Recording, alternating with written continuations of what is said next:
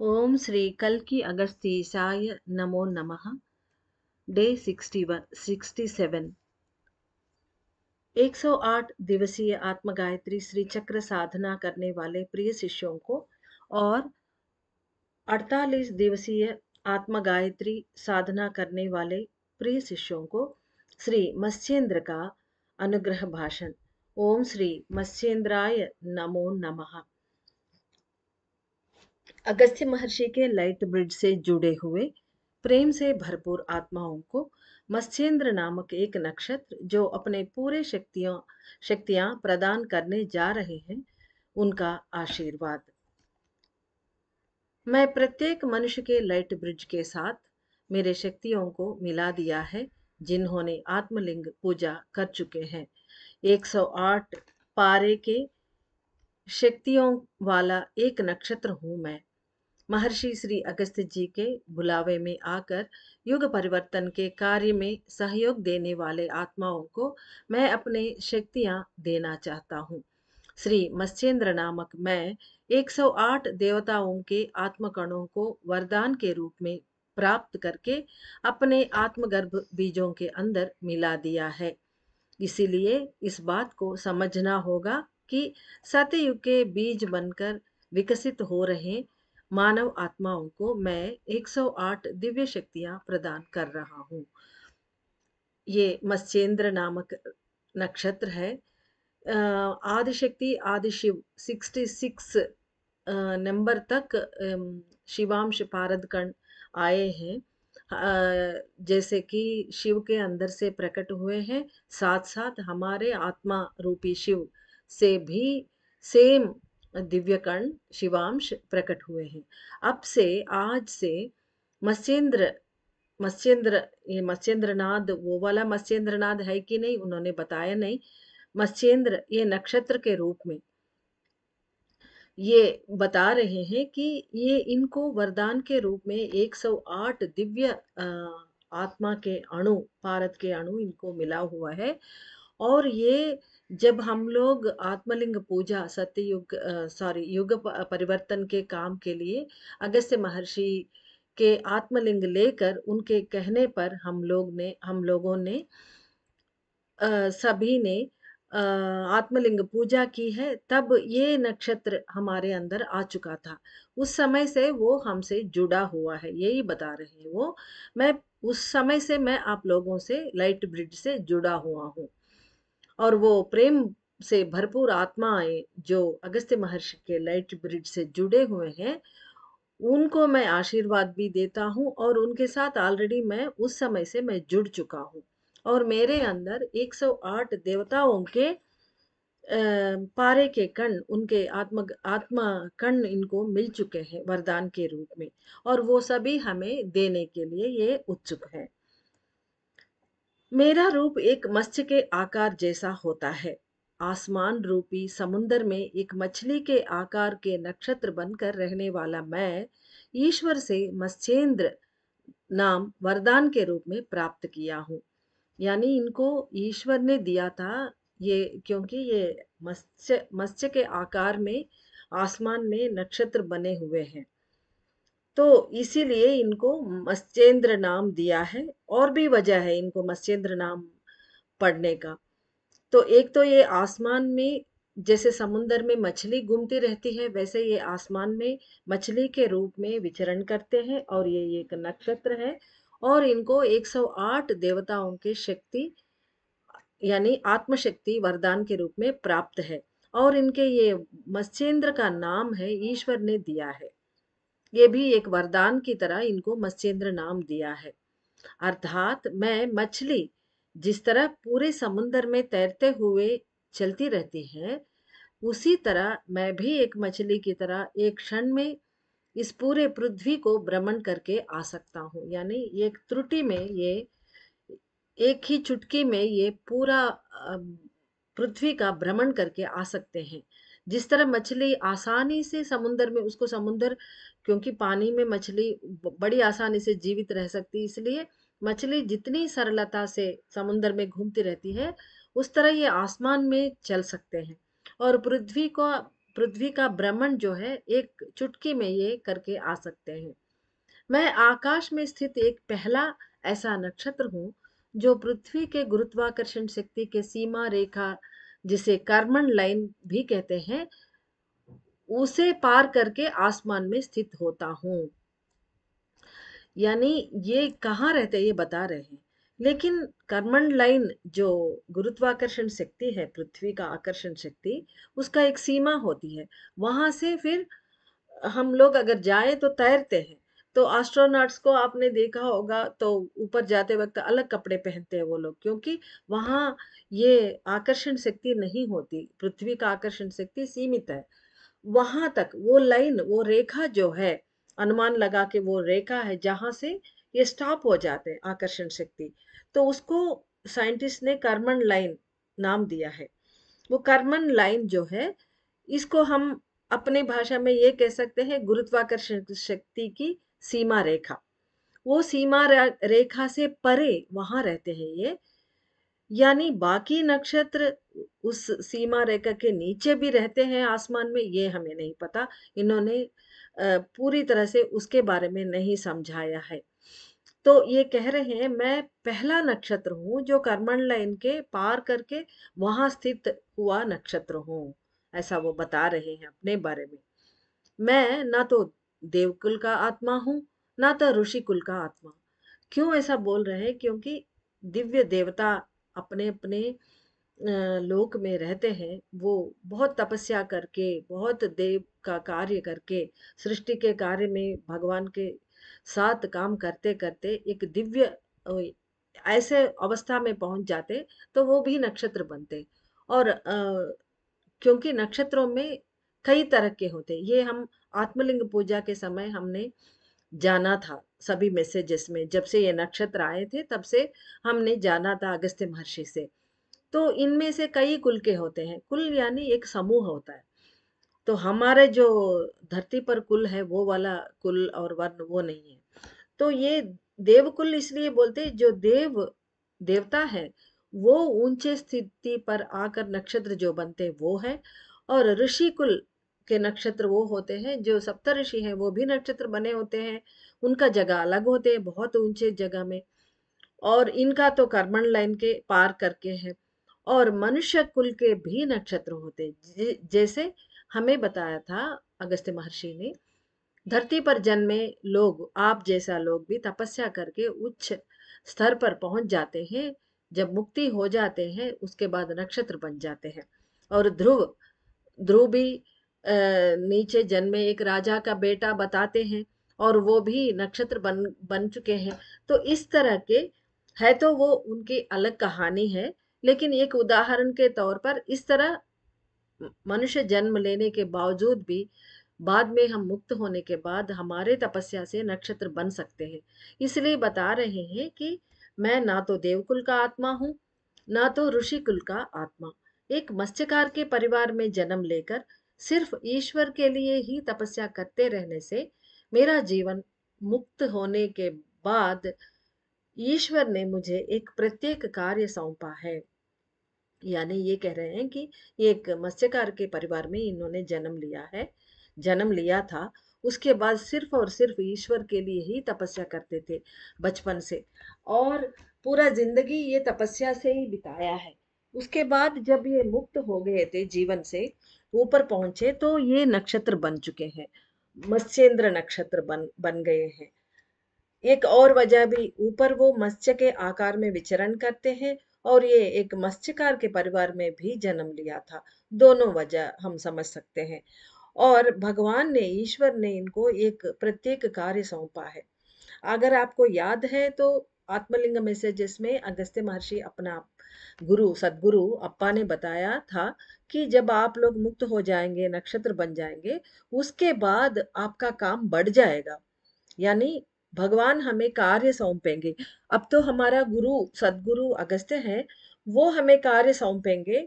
धरती पर आकर अवतार लेकर हम काम करना होगा उनके वहां से। नक्षत्र बने हुए वहां कई साल, हजारों साल बिताने के बाद हम जब पक्व हो जाते हैं, धरती पर आकर फिर से मनुष्य जन्म लेकर काम करने के लिए। तब वो बताएंगे। तो इसी तरह इनको भी जब ये मुक्त होकर ऊपर नक्षत्र बन चुके थे, तब ईश्वर ने इनको काम सौंपा था, क्योंकि ये हमेशा शिव का तपस्या में लीन रहता था। तो इनको एक काम सौंपा था, वो बता रहे हैं। मेरा जीवन मुक्ति होने के बाद ईश्वर ने मुझे एक प्रत्येक कार्य सौंपा है। जो आत्माएं मुक्ति मार्ग में चलते हुए आकाश की ओर चल पड़ते हैं, उन्हें आकर्षित करके उनके लाइट ब्रिज को गुरुत्वाकर्षण के सीमा को पार करवाना ही मेरा ईश्वर से दिया हुआ कार्य है। यानी वो कार्य क्या है? जो आत्माएं मुक्ति मार्ग पर चल पड़ते हैं, यानी मुक्ति चाहिए, हमारे प्राण आत्मा में लीन हो, जैसे कि हमसे अभी करवा रहे हैं। हम लोग मुक्ति के मार्ग में चल पड़े हैं। तो हमारे जो लाइट ब्रिज है, हर आत्मा का एक लाइट ब्रिज होता है, छोटा सा। उसको बढ़ाने की चेष्टा देवताएं, अगस्त्य महर्षि सभी कर रहे हैं। तो ये इसको बढ़ाना कैसे है? जब हमारे अणुओं के अंदर शून्यता हम बढ़ाएंगे, वहां दैवीय कांति, परमात्मा कांति भर जाएगी। तब एक थोड़ा थोड़ा करके हमारा लाइट ब्रिज बढ़ता जाएगा और सूर्य के मध्य तक, केंद्र तक पहुंच जाएगा। तभी पूरा मुक्ति हमें मिलती है। तो इस तरह ये लाइट ब्रिज लेकर बड़ी मुश्किल से तपस्या करके धरती पर हम लोग, मनुष्य लोग, हम चल पड़ते हैं, हमारे मुक्ति मार्ग पर निकल पड़ते हैं। तो ऐसे लोगों के लाइट ब्रिज को, कार्बन लाइन को पार करवाने की काम है इनका। यानी उसको आकर्षित करके ऊपर की ओर खींचना, क्योंकि कार्बन लाइन पार करना मनुष्य के लिए बड़ा मुश्किल है। हम नहीं कर सकते किसी देवता के सहाय के बिना, किसी गुरु के हेल्प के बगैर हम नहीं कर सकते। ये पहले भी हमें बता चुके थे। तो ये आत्माएं मुक्ति मार्ग में चलते हुए आकाश की ओर चल पड़ते हैं। उन्हें आकर्षित करके उनके लाइट ब्रिज को गुरुत्वाकर्षण के सीमा यानी कार्बन लाइन को पार करवाना ही मेरा ईश्वर से दिया हुआ वो कार्य है, बता रहे हैं। मेरा जैसा कई मनुष्य अलग अलग मार्गों में तपस्या करके ईश्वर को प्राप्त करके अपने अपने तरीके से ईश्वर की सेवा कर रहे हैं। यानी ये कह रहे हैं कि मेरे जैसा कई मनुष्य अलग अलग मार्गों में, वो उनका अपना अपना मार्ग में तपस्या करके वो ईश्वर को प्राप्त करके फिर ईश्वर के सेवा में लगे हुए हैं कई लोग। यानी शायद ये हमारे बात कर रहे हैं। मनुष्यों को जन्म परंपरा से मुक्त करवाना ही ईश्वर का प्रधान कार्य है। यानी ईश्वर का मुख्य उनका कार्य ये है कि मनुष्यों को आत्मा का एक टुकड़ा देकर धरती पर भेजेंगे, और मनुष्य जब जीवित रह के पूरा जन्म परंपरा में उलझकर पूरा अनुभव प्राप्त करेंगे, उसके बाद इनको खींचवा लेते ऊपर। यानी हमें मुक्त करवाना ही इनका काम है ईश्वर का। मैं एक नक्षत्र बनकर आकाश में विचरित करता हूँ, लेकिन जो आत्माएं कर्मण लाइन के समीप आते हैं, उनको मैं कांति शक्तियां प्रदान करता हूँ।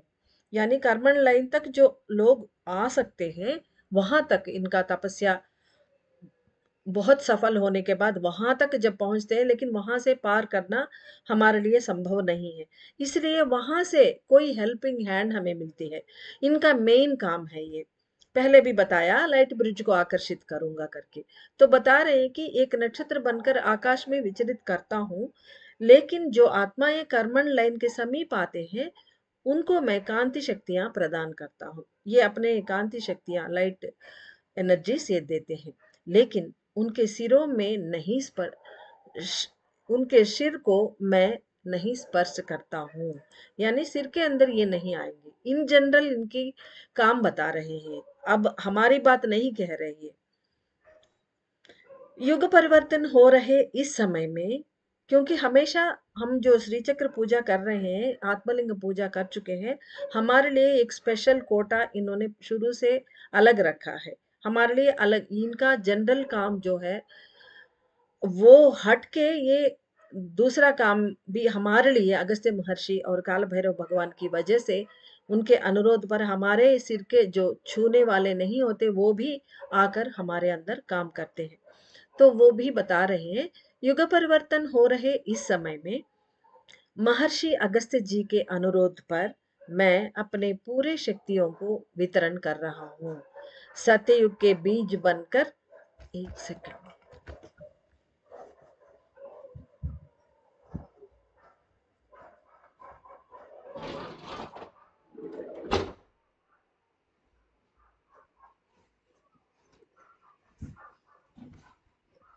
युग परिवर्तन हो रहे इस समय में महर्षि अगस्त्य जी के अनुरोध पर मैं अपने पूरे शक्तियों को वितरण कर रहा हूँ। सतयुग के बीज बनकर विकसित हो रहे अगस्त्य जी के प्रिय शिष्यों के प्राण शक्ति में मैं मिलकर कार्य करने की भी प्रयास कर रहा हूँ। जीवाणु इस समय संघनन हो रही है। जीवाणु अर्थात प्राण शक्ति इस समय संघनन हो रही है। फिर भी मैं सिर में प्रवेश करके रक्त में मिलकर शक्तियां प्रदान करूंगा। मैं मात्र एक उन्नत पारे के कण नहीं हूं, अपितु 108 पारे के कणों के कांति शक्तियों से भरा हुआ नक्षत्र शक्ति हूं। या पहले भी बताए थे, ये एक अणु नहीं है, ये एक कण नहीं है। ये इनके अंदर 108 पारे के कण जो देवताओं ने इनको वरदान में दिया था, वो सब मिलाकर ये शक्तिशाली एक नक्षत्र है। ये आप लोग यह बात को समझना होगा कि आदिशिव और आदिशक्ति कण ही आपके प्रथम और आखिरी आत्मा के कण होंगे। यानी 66 तक ही, पहले भी मैंने बताया था, 66 शिवांश तक ही ये शिवांश के रूप में आते थे। यानी शिव के अंदर से प्रकट होने वाले शक्तियां, शिव के अपने खुद के शिव शक्तियां। और हमारे अंदर शिव कौन है? हमारा आत्मा। वहां से भी सेम शक्तियां बाहर प्रकट हो रहे थे। तो अब ये है, आज से मत्स्येंद्र से शुरू होकर सभी जो आएंगे, देवी देवता, ऋषि, यक्ष, गंधर्व, पहरेदारी देवता और सभी नक्षत्र बन के आसमान में जो है वो सभी आएंगे। नक्षत्र ही हैं, लेकिन अलग अलग कुल के हैं। ये कोई गंधर्व के हैं, ऐसे ऐसे, कोई सप्तऋषि मंडल से है, और कोई कोई तो देवता भी हैं उनमें से। तो इस तरह बता रहे हैं कि ये आदिशक्ति और आदिशिव ही प्रथम और आखिरी कण है। ऐसा प्रथम शायद आदिशिव होंगे, लेकिन सबसे पहले तो हमें रुद्र आया था। इसलिए ये इसका रहस्य हमें गूढ़ अर्थ नहीं पता, लेकिन बता रहे हैं कि आदिशिव और आदिशक्ति कण ही आपके प्रथम और आखिरी आत्मा के कण होंगे। अब से मत्स्येंद्र अर्थात मेरे बाद प्रकट होने वाले हर एक शिवांश एक पारे के कण की तरह आपके सिर में पिघल कर नहीं मिलेंगे, अपितु पारे के कांति बनकर आपके अंदर प्रवेश करके काम करेंगे।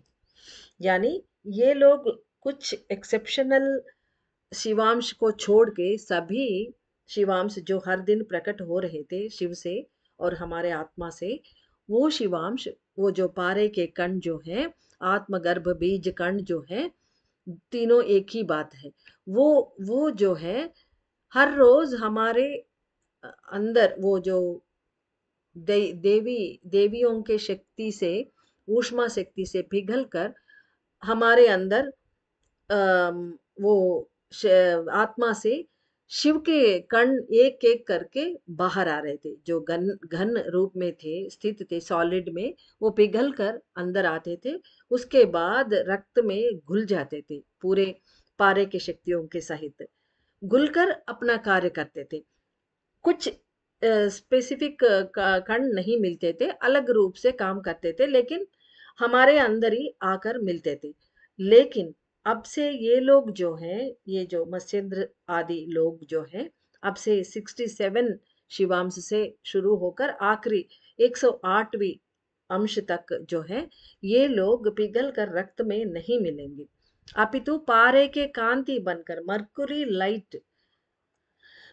मेर्कुरिक लाइट फाइबर बनेंगे। ये मेर्कुरिक लाइट फाइबर बन के हमारे अंदर प्रवेश करके काम करेंगे। आकाश कुल के हर एक पारे के कण अत्यंत शक्तिशाली होती हैं और वे मनुष्य के सिर के अंदर प्रवेश नहीं कर सकते हैं। यानी उनके ऊर्जा जो है असीमित होती है। हम हमारे सिर फट जाएगी, हम सह नहीं सकते। इसलिए, क्योंकि आकाश कुल के हर एक पारे के कण जिस मानव के सिर में शून्य होगी, होगा वही प्रवेश कर सकते हैं। अपार शून्य होना चाहिए वहां पर। जिस मानव के शरीर में अगर वो जाना चाहते हैं तो वहां अपार शून्य होना चाहिए, तब भी वो शून्य प्रदेश, खाली जगह होना चाहिए, तब भी वो प्रवेश कर सकते हैं। और कलयुग के मनुष्यों के सिर में कई संचित कर्मों के छाप भरे होते हैं।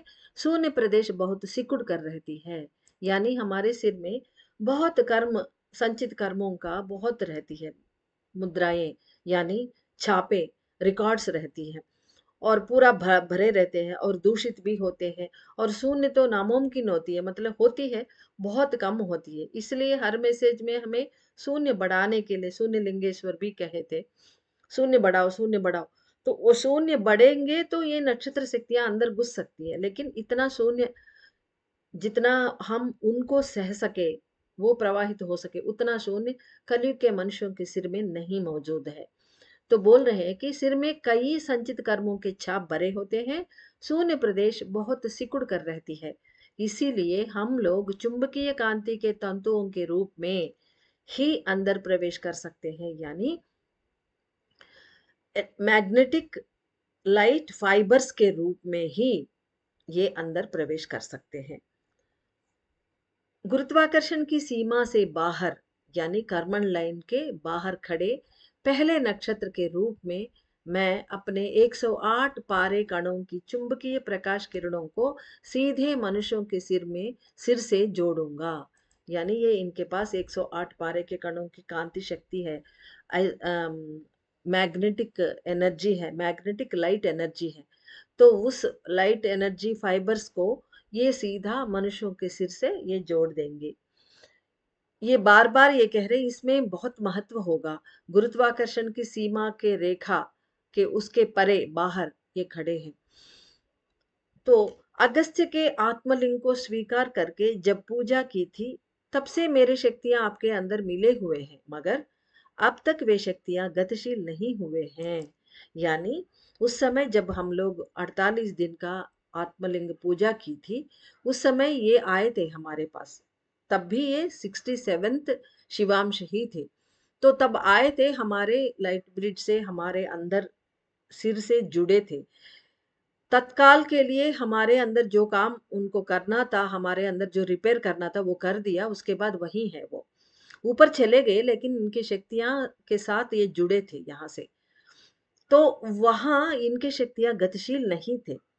वो थे, जुड़े तो थे, लेकिन शक्ति ऊपर चले गए थे। इसलिए इनकी मौजूदगी तो है वहां पर, लेकिन इनकी शक्तियां गतिशील नहीं थे।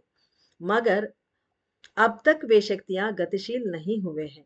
इस सत्य को जानना होगा। यानी तब से वो काम नहीं कर रहे थे, तब तत्काल में करे थे 48 दिन तक। उसके बाद वो चले गए थे। इस समय जो मनुष्य श्री चक्र ध्यान साधना कर रहे हैं, केवल उन्हीं को शक्तियां मैं प्रदान करूंगा। यानी अब गतिशील होंगे, ये शक्तियां भी देंगे, लेकिन सिर्फ उन्हीं को। हर एक वो आत्मलिंग पूजा करे हुए उन लोगों के पास ये है तो सही, लेकिन ये शक्तियां नहीं देंगे। केवल उन्हीं को जो आत्मलिंगा पूजा करने के बाद ये 108 दिनों का श्री चक्र ध्यान साधना कर रहे हैं, या 48 दिनों का श्री चक्र ध्यान साधना कर रहे हैं, सिर्फ उन्हीं को शक्तियां ये देंगे। यानी बेसिकली श्री चक्र ध्यान साधना करने वालों को ये शक्तियां देंगे। मेरी गतिविधियों को कैसे जानेंगे? जान लीजिए। यानी अभी बता रहे हैं ना, गति करूंगा, शक्तियां प्रदान करूंगा, वो उनका गतियां हमें कैसे पता चलेगा? मेरा तत्व अपूर्व है, मानव उसे नहीं जान सकेगा। मेरे कार्य के बारे में मैं बताता हूँ, समझ लीजिए। मैं अपने नाम के अनुरूप ही काम करता हूँ। यानी इनका नाम मत्स्येंद्र है, उसके अनुरूप ही ये काम करते हैं। वो कैसे जानेंगे? आपके सिर के रक्त के भीतर मिलने वाले मेरे शक्तियां एक कांति के तंतु के रूप में एक मछली जैसा घूमती रहेगी। यानी इनके सिर में, इन्होंने पहले बोला था 108 कांति तंतुओं को, यानी light fibres, magnetic light fibres 108 ये भेजेंगे हमारे अंदर, जोड़ेंगे बताया था। तो वो कैसे बता रहे हैं, आपके सिर के रक्त के भीतर मिलने वाले मेरे शक्तियां हमारे रक्त के अंदर ये इंजेक्ट करेगा, एक कांति के तंतु के रूप में भेजेंगे। एक मछली जैसा घूमती रहेगी वो, यानी वो एक कांति के तंतु के, यानी वन लाइट फाइबर भेजेंगे ये अपने पूरे 108 शक्तियों को। एक मछली जैसा वो लाइट फाइबर जो है वो घूमते रहेगी, अंदर घुल नहीं जाएगी, ये बात हमें जानना होगा। अगर भावनाओं से देखने की प्रयास करेंगे तो इस पूरे पृथ्वी के चारों ओर भ्रमण करने वाले चंद्रमा की तरह आपके सिर में रक्त के अंदर मिलकर घूमते हुए मेरे शक्ति को महसूस कर सकते हैं। यानी जैसे चंद्र देव पृथ्वी का भ्रमण किस तरह करता है, पूरे राउंड अप करता है, भ्रमण करते हैं, तो ठीक उसी तरह ये हमारे रक्त में वो एक लाइट फाइबर जो है अंदर प्रवेश करके ये मत्स्येंद्र के ये घूमती रहेगी हमारे रक्त में, घुल घुल नहीं जाएगी पिघल कर, वो अपना लाइट प्रसारित करते हुए वो रक्त में घूमती रहेगी, समुन्द्र में मछली की तरह और चंद्रमा की तरह घूमते हुए मेरे शक्ति को महसूस कर सकते हैं। कौन लोग महसूस कर सकते हैं? जो लोग अपने भावनाओं को अधिक मात्रा में रखे, पूरी तरह सूक्ष्म भावनाओं से भरे होते हैं और प्रयास भी करेंगे तो इनके गतिविधियों को हम जान पाते हैं। 108 कांति तंतु एक होकर एक वीर्यवान कांति किरण बनकर आपके रक्त में मिल जाएगी। यानी 108 108 मैग्नेटिक लाइट फाइबर्स जो हैं, ये ओनली वन लाइट फाइबर बनेगी, मैग्नेटिक लाइट फाइबर, और वो रक्त में मिल जाएगी। लेकिन वह कांति किरण अंदर घुल नहीं जाएगी, अपितु वर्तुलाकार में घूमते हुए नजर आएगी।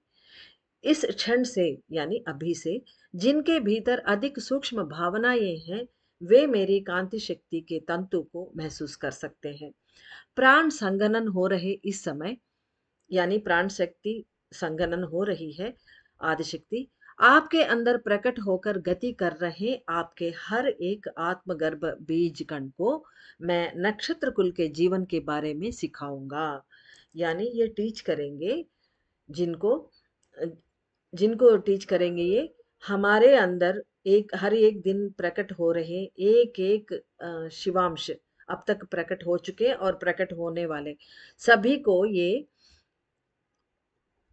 नक्षत्र कुल के जीवन के बारे में, आसमान में अंतरिक्ष लोक में जो नक्षत्र कुल के वो लोग कैसे रहते हैं, उनकी जिंदगी कैसी होती है, उनके वहाँ कैसे जिया जाएगा, वो उसके बारे में ये हमारे आत्मा से प्रकट हुए हर एक वो शिवांश को, पारे के कण को, आत्मगर्भ बीज कणों को ये टीच करेंगे। एक टीचर बनकर वहां पर ये सब नक्षत्र कुल के जीवन के बारे में ये सिखाएंगे। क्योंकि मुक्त होकर क्यों सिखा रहे ये सब? मुक्त होकर आकाश की ओर प्रस्थान करने वाले आपके आत्मा को अंतरिक्ष लोकों के जीवन के बारे में जानना जरूरी है। क्यों सिखा रहे? ये हमारे आत्मा से अलग अलग किरणें निकले तो हैं, लेकिन है तो हमारे आत्मा, सभी मिलकर एक आत्मा ही तो है। बाद में सब मिलकर परमात्मा से तो मिलने वाला है, सब काम निपटने के बाद। तो ये आत्मा कणों को ये सिखा रहे हैं ताकि बाद में जब हम लोग ऊपर पहुंचेंगे आत्मा से सहित, शरीर तो यही छूटना है और प्राण भी आत्मा में मिल जाएगी, तो हम आत्मा को लेकर, यानी हमारी आत्मा ऊपर जब चली जाएगी, नक्षत्र बनेगी, तो उनके बारे में, उनकी अपनी जिंदगी, आने वाली जिंदगी, भविष्य की जिंदगी के बारे में जानना जरूरी होता है। इसलिए ये टीच करेंगे अभी। आकाश में कैसे विचरण करना है, महान कुल के नक्षत्रों की शक्तियों को किस तरह प्राप्त करना है, इत्यादि के बारे में अभी से उन्हें, यानी आपके आत्मा को सिखाऊंगा। कह रहे हैं मत्स्येंद्र जी कि महान कुल नक्षत्र वहां मौजूद है, उनके अंदर अपार शक्तियां हैं, उनको लेके ही हमारे आत्मा जिएगी ना, क्योंकि एक अणु से, जो भरे हुए अणु से दूसरे अणु फ्यूल लेती है, और ये एम्प्टी अणुओं को खाकर ये जो फुल अणु जो है वो भी फ्यूल की तरह लेती है, आहार बनाती है। इस तरह एक अणु से दूसरे अणु शक्तियां प्राप्त करना, अदला बदली वहां चलती रहती है। तो यहाँ पर जब नक्षत्र बनेंगे तो अंतरिक्ष लोगों के महान कुल नक्षत्र होते हैं, उनके शक्तियों को किस तरह प्राप्त करना है वो विधि सिखाएंगे, और वहां विचरण कैसे करते हैं वो भी सिखाएंगे। मगर इस ज्ञान को जानेंगे कैसे? यानी सुन तो हम ही रहे हैं ना, तो जानना तो हम ही को है। वो हमारे आत्मा अणुओं को बता रहे हैं, यानी हमें वो ज्ञान प्राप्त हो रहा है। तो हम जानेंगे कैसे? क्योंकि हम तो मनुष्य हैं, अंदर चल रहे बातें तो हमें नामुमकिन है हमें जानना। तो बता रहे हैं, मगर इस ज्ञान को जानेंगे कैसे? इसके लिए मैं विज्ञान पूर्वक समझा रहा हूं कि तुम्हारी बुद्धि इसे समझ सके। यानी ये विज्ञान पूर्वक, जैसे हम विज्ञान के बातें यानी पूरे फार्मूला के साथ इस तरह करने से ऐसा ऐसा होता है, पूरा एक्सप्लेनेशन होना चाहिए वो शास्त्रीय रूप में, तब भी हमारे बुद्धि समझ सकती है। तो ताकि वो समझ सके हमारे बुद्धि, इसलिए बता रहे हैं कि विज्ञान पूर्वक समझा रहा हूं ताकि तुम्हारी बुद्धि इसे समझ सके। जब आप लोग जागरूक रहेंगे या फिर ध्यान में रहेंगे, तब आपको कुछ दृश्य दिख पड़ेंगे, वे ही सत्य को समझाएंगे। यानी सत्य यानी वो ज्ञान, वो जो दे रहे हैं वो ज्ञान कैसे? ये कुछ चीजें, कुछ कुछ इंसिडेंट्स, सॉरी, कुछ एनिमेशन जैसा कुछ दृश्य दिखाएंगे हमें। कब देख सकते हैं हम लोग? जब जागरूक होंगे, यानी जागृत अवस्था में रहते हैं। यानी जागृत अवस्था में तो अब भी है हम लोग, यानी अपना अपना काम करते हुए जागरूक, वो जागरूकता नहीं। हम दुनिया में रहते हुए नॉर्मल अपने अपने रोजमर्रा के काम करते हुए भी हमारे चित्त वहां लगी होती है, जहां हमारे आत्मा रहती है वहां जब लगी होती है, वहां ये मौजूद है। ये जब दिखाएंगे वो चीजें हम देख सकते हैं।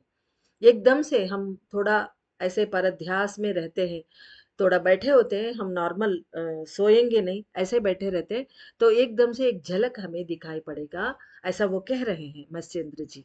तो एक दृश्य दिखेगा, या तो फिर हमारा थोड़ा आंख लग जाती है तो एकदम से जागृत रहते हम, पूरा नींद नहीं होती, तब एक दृश्य दिखेगी। या तो फिर हम पूरे सचमुच में ध्यान में जाएंगे, ध्यान कर रहे होते उस समय कुछ दृश्य दिखाएंगे, तब वो दृश्य ही हमें सब कुछ समझाएंगे। मैं अपनी प्रकाश शक्तियों से तुम्हारे बुद्धि अणुओं तक ब्रह्मांडीय जगत से संबंधित विभिन्न दृश्य पहुंचाऊंगा। यानी अंतरिक्ष लोकों के उस लोक के जीवन के संबंधित विभिन्न दृश्य ये हमारे बुद्धि अणुओं तक ये पहुंचा देंगे अपने प्रकाश शक्तियों से, यानी कांति शक्तियों से, मैग्नेटिक एनर्जी से ये दिखाएंगे। वो वो फिल्म जो है हमारे बुद्धि अणुओं तक ये वो सीडी भेज देंगे ये, यानी चिप भेज देंगे। तो हम देख सकते हैं, हम अपने मनोमय उसमें वहां स्क्रीन में हम, मन के स्क्रीन में हम देख सकते हैं। इस धरती पर एक स्थान से दूसरे स्थान तक यात्रा करने से पहले आपके बुद्धि अणु उस नए स्थान के बारे में सारी जानकारी एकत्र कर लेते हैं। यानी हम कोई भी टूर में अब जाना होता है, टिकट्स बुक करते हैं, वहाँ के मौसम कैसा है जानकारी लेते हैं, उस मौसम के हिसाब से कपड़े हम अटैची में रखते हैं, और कोई भी क्या वहाँ पर कहाँ ठहरना है, क्या खाना खाना है, होटल क्या है, सभी चीज जानकारी करके अरेंजमेंट्स करके ही जान जाते हैं।